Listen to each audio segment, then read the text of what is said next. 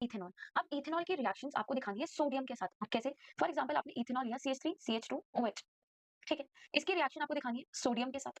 तो फॉर्मेशन क्या होगी? इसमें क्या बनेगा? Salt plus hydrogen gas release होगी।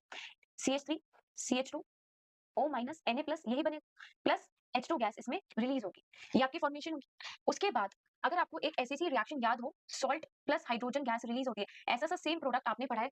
और कहाँ पढ़ा है ये वाला सेम प्रोडक्ट आपने? ये पढ़ा है आपने जब आप एसिड की रिएक्शन किसी भी मेटल के साथ कराते हो, तो भी आपको सेम ही प्रोडक्ट मिलता है। फॉर एग्जांपल अगर मैंने कोई भी मेटल ले लिया, जिंक प्लस एसिड मैंने कोई भी ले लिया, फॉर एग्जांपल H2SO4, तो उसमें भी सेम प्रोडक्ट बनता है, सेम इट सेंस यहाँ पर सॉल्ट की फॉर्मेशन होगी, that is ZnSO4 plus hydrogen gas release होगी। तो आप ऐसे भी याद रख सकते हो कि salt and plus hydrogen gas, ये दो जगह सेम प्रोडक्ट आते हैं। एक तो जब आपकी इथेनॉल की रिएक्शन सोडियम मेटल के साथ होती है, और एक जब जब एसिड की रिएक्शन किसी भी मेटल के साथ होती है। ठीक है, ये ऐसे ऑर्गेनिक में केमिकल रिएक्शंस याद रखने के तरीके होते हैं।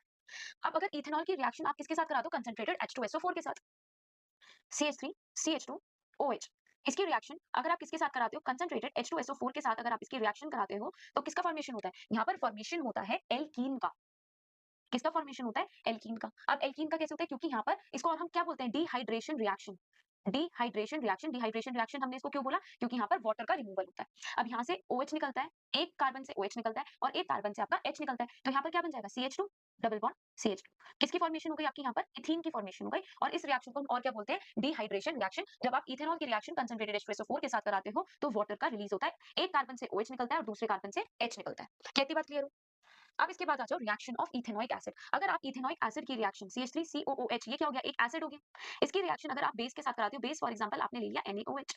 अगर एसिड प्लस बेस की रिएक्शन होती है, तो किसका फॉर्मेशन होता है? सॉल्ट प्लस वाटर का। न्यूट्रलाइजेशन रिएक्शन भी बोलते हैं हम इसे। ये आप क्लास 7th से पढ़ते आ रहे हैं, ये वाली reaction acid plus base gives salt plus water.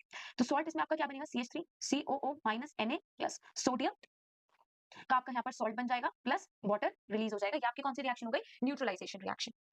अब इसके बाद अगर आपकी एसिड की रिएक्शन किसके साथ होती है? कार्बोनेट के साथ होती है। फॉर एग्जांपल CH3COOH की रिएक्शन कार्बोनेट के साथ होती है। For example Na2CO3 sodium carbonate के साथ होती है। तो इसमें एक तो आपका सॉल्ट का फॉर्मेशन होगा CH3COONA, ठीक।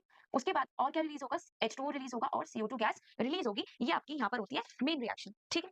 उसके बाद अब यही सेम रिएक्शन अगर हम करते हैं किसके साथ? अगर हम ये सेम रिएक्शन आपकी करते हैं हाइड्रोजन कार्बोनेट के साथ, फॉर एग्जांपल CH3COOH की रिएक्शन आप करते हो हाइड्रोजन कार्बोनेट मतलब कि NaHCO3 के साथ, ठीक है। तो क्या बनेगा? तो भी आपका सेम ही प्रोडक्ट बनेगा, CH3COONA plus H2O plus CO2। तो ये आपको प्रोडक्ट्स इसमें याद रखने हैं। क्या प्रोडक्ट याद रखने हैं? कि अगर आपकी रिएक्शन किसके साथ होती है? अगर आपकी रिएक्शन बेस के साथ हो रही है इथेनॉइक एसिड में, तो क्या बनेगा? सॉल्ट प्लस वाटर बनेगा। बट अगर आपकी रिएक्शन हाइड्रोजन कार्बोनेट और कार्बोनेट के साथ हो रही है, तो क्या बनता है? H2O और CO2 आपका यहाँ पर बनता है, और यहाँ पर क्या बनता है? आपका सॉल्ट बनता है।